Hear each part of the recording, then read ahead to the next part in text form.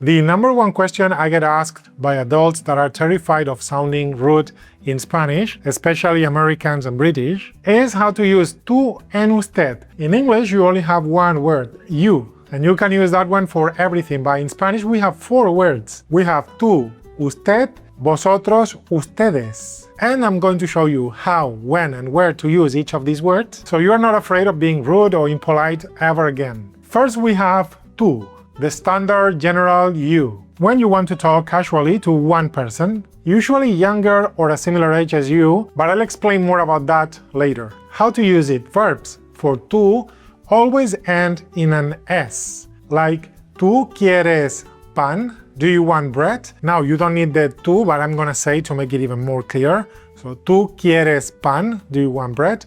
Or tú cómo estás?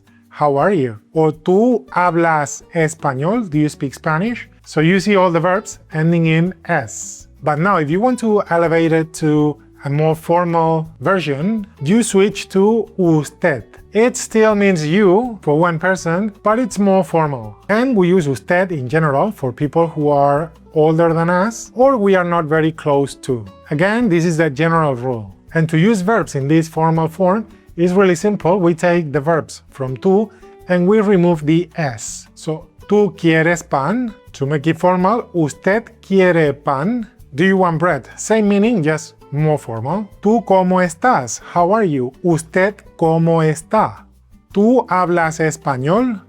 ¿Usted habla español? Do you speak Spanish? We just remove the S, and that's a formal way of speaking.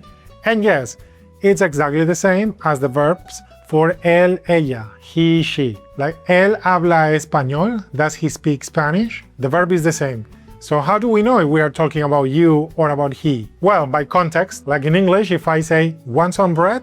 You don't need to think, do you want some bread or does he want some bread? Within the context, it's clear who we are talking about. So now what happens when you want to address a group of people? Like in English, you all or you guys or you girls. We have different words in Spanish. In Spain only, you can use vosotros or vosotras if you want to be casual, like with tú. And we're gonna use vosotros for a group of men or mix, and vosotras for a group of only women. And the verb always ends in is, is. Like, vosotros queréis pan? Do you guys want bread or do you all want bread?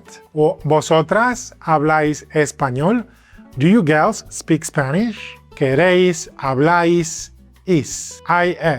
And in the rest of the world, outside of Spain, you don't use vosotros, vosotras ever. You use ustedes, the plural of usted. And we use this, ustedes, for any group. It doesn't matter if they are men, women, close to you, older, younger, outside of Spain. Always. If you use vosotros in another country, you'll go to jail. Just kidding, but they will know you learned with a Spaniard teacher. Now the verbs for ustedes are also really easy. We just take the same verb as usted and we add one N at the end. Like, usted quiere pan? Ustedes quieren pan? Do you guys want bread? ¿Usted habla español?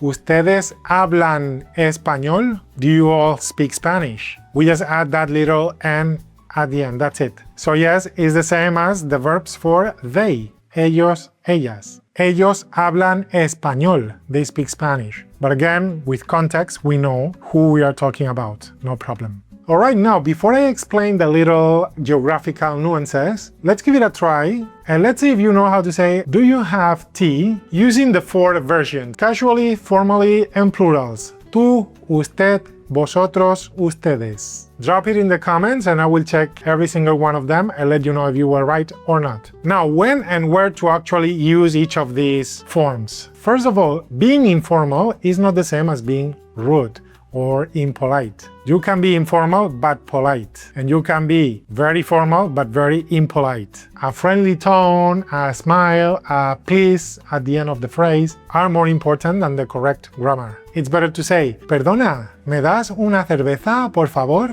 Informal but polite, than to say, disculpe señor, ¿me puede dar ya una cerveza? That's formal language but very impolite, very rude. I think we can all agree, and we all know people who are very formal but really rude. So attitude is number one. Now, that being said, in Central and South America, they use a more formal language. So they prefer the use of usted and ustedes, especially ustedes. Never vosotros. Tú can be used with people you are close to, like family, friends, but not with strangers or people older than you normally. So if you want to be safe, you can just use usted, ustedes. Although in many countries, tú is also accepted and is fine, especially if you're not a Spanish speaker. Just smile and be friendly and nice. That's it. In Spain, however, we are more informal. The use of tú and vosotros feels warm, feels friendly, feels close. While using usted, ustedes feels cold, kind of like you want to keep your distance, or even worse, feels like you are calling us old. I still cry every time I remember the first time a kid said to me, "Señor, ¿me puede decir la hora?" And I was like, "What do you mean, me puede decir la hora?" We are basically the same age. What a rude kid. So being overly polite can backfire in Spain. So it's very normal at a bar to hear, "¿Me das una cerveza, por favor? Can you give me a beer, please?" Instead of "me da una cerveza." Or the waiter, waitress, approaching a table of people, a group of people sitting at a table, they might ask, "¿Qué queréis?" What do you guys want? What do you all want? Instead of ¿Qué quieren ustedes? It feels closer, like we are friends, and we like it that way. I know some of you are thinking like, no way, I could never do that, but that's how we do it here. And it's completely fine, 100% okay. And in Spain, we reserve usted, ustedes for older people that we are not close to, or for special situations like, for example, working at hotels and talking to clients that you want to keep that professional distance. In some countries in America, they even use usted, ustedes among family members, even with their own children. That would be really weird in Spain. It would never happen. Like if my son said to me, "Papá, ¿me puede llevar al parque?" Dad, can you take me to the park? With that puede for usted. I'd feel like I'm a stranger to him, and I would probably start making him pay rent. Alright, so now you have the tú versus usted blueprint, and you don't need to be afraid of being rude anymore in a Spanish-speaking country. But if you are still unsure, check out my next video about 10 patterns to build hundreds of extra polite phrases by yourself, and that way you can be 100% sure you are being the most polite you can. And there is no more polite way to speak. If you liked the video and found it useful, please consider subscribing and share it with people who might benefit from it. Any questions or comments, you know what to do, and I will see you in the next one. Hasta luego!